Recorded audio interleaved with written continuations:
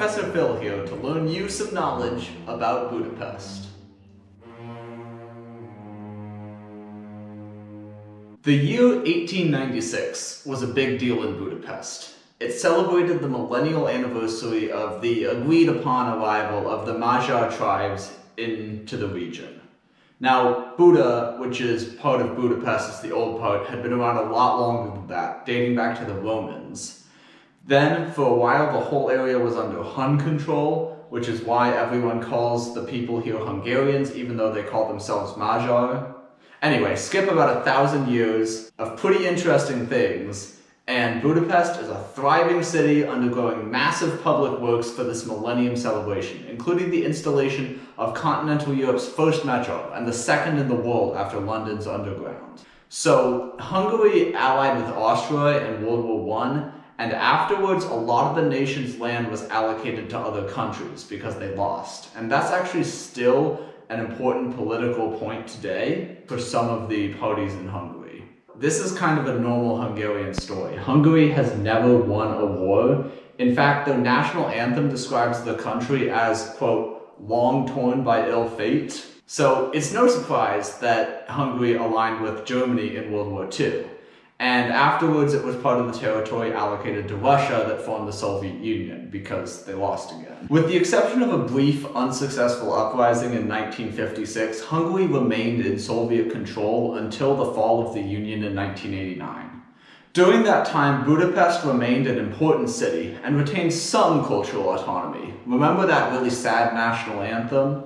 Unlike other countries, where the Soviets effectively prohibited public performance of national and religious songs, they had to allow the Hungarians to keep their anthem, though they compromised on orchestral performances only. István Orkney, a Hungarian writer at that time, wrote a short piece about the Soviet era that a couple of my students are going to perform an English interpretation of. Hey. Hello. How are you? Fine, thanks. And how's your health?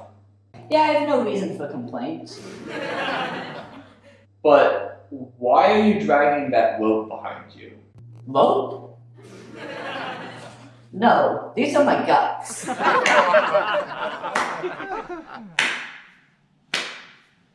That sort of dry humor is as important to the culture here as sticking 17 suffixes on the end of every word is. Anyway, in 1990, the nation had their first public elections, and a guy named Gábor Demszky became mayor of Budapest.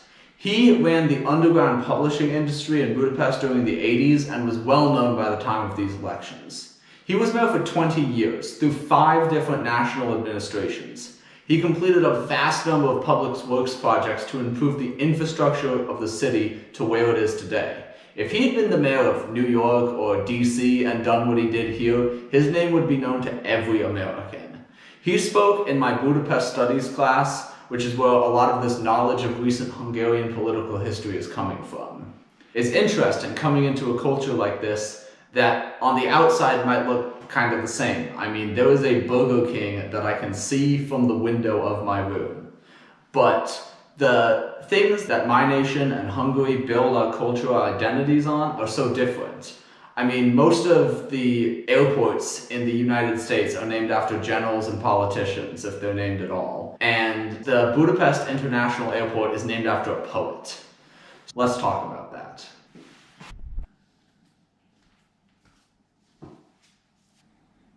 Coming to a foreign country with 1 suitcase and 1 backpack for 4 months, there's gonna be stuff you have to leave behind. And that's the first thing I noticed here, is what I didn't have. I had to leave behind a lot of my favorite parts of my tech setup. My big mechanical keyboard and my big monitor now proudly reside on Laura's desk, where I'm sure she's making good use of them. I also had to leave behind some habits of mine, like dressing really well. So Monday through Friday, whenever I have class, I always show up in at least business casual, sometimes a full suit, sometimes some wacky outfit that is inspired by formal parts of men's fashion. It's important for me to do that because I like how it makes me look and I like how it makes me present myself to dress like that. Here, I'm not doing that. partially because I wasn't able to bring most of those clothes with me, and partially because in a new program in a new city, I wanted to blend in. The practice of dressing the way I do definitely makes me stand out. That's one of the reasons I do it. But I didn't want to call undue attention to myself in this new environment. On a more serious note, there is no spinach in this entire country. I mean, I have been to half a dozen grocery stores, a bunch of different restaurants and cafeterias, and I have not seen one single leafy green vegetable. And I also need my fast Wi-Fi. AIT's campus has been having Wi-Fi issues, and my house is not much better. We actually have 2 Wi-Fi networks, which means at any given time, one of them is hopefully at least kind of working. So I've gotten kind of used to buffering video at 360p. But even with that very tenuous, shaky connection back home, the amount that I've been able to keep has been much more than I expected. I've kept up really good communication with my family and friends back home, and I've also been able to keep a lot of my habits here. For example, I joined a gym, 4%, because they had a website that was partially in English, and because a lot of people from the program are going there. I've also started a D&D group here. We've had our meetings to build characters, and we're going to have the first game on Tuesday. And beyond that, I've been able to keep a lot of the ways that I like to hang out with people, but do those with new friends. For example, working together on homework and personal projects, sharing meals, cooking together, and then going out and doing cool stuff, like... We are in Astoria, which is one of the more touristy areas. We are eating pizza, and it is very good and very cheap. I love the student culture. All of my friends are pretty calm, but like to have a good time. What are we doing here? We're watching Captain Marvel. Are we? Are we really? Yes. Alright, we're walking home from Captain Marvel now. It's like midnight 30. What did you all think? 6.5 out of 10. No, 7 out of 10. 7. Alright, Nihal says 7.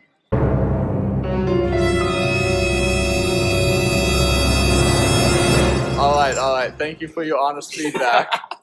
I never believed them when people would come back from study abroad and say, oh, the experience changed me, it helped me discover myself. Thinking back on the first month I've had here, unfortunately, in 3 months, I might be walking around America saying the same.